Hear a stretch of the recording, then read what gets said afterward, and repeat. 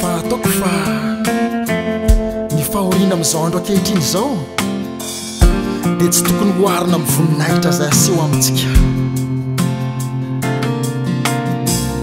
Mahereza eny mahereza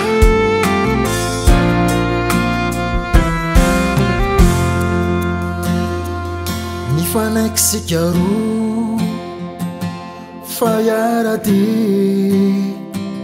andeha makivaky ty fiainany ty dia nifankaty tokoa isika roa paradisa tany angamba no filazany zany dia nalamina avokoa ny zavatra rehetra hainy eto tany malalo ay misy fetra dia nilamina tokoa ny zavatra rehetra ny eto tany malalo ay manapetra fa lasianao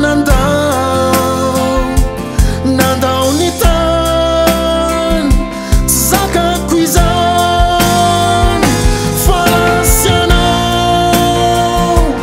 lasianao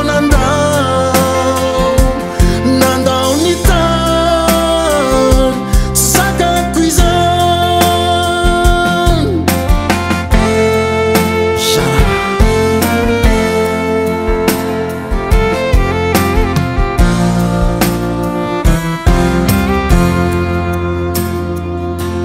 Manaiky aho fizagno fandaharana lasianao mandriam-piadanana iezakao nitraka satria ny Andriamanitsika tsy ampitondry izay tsy zaka. Andriamanitra mahery izy no ampitrakay fanay mahery no efa nomeny ay.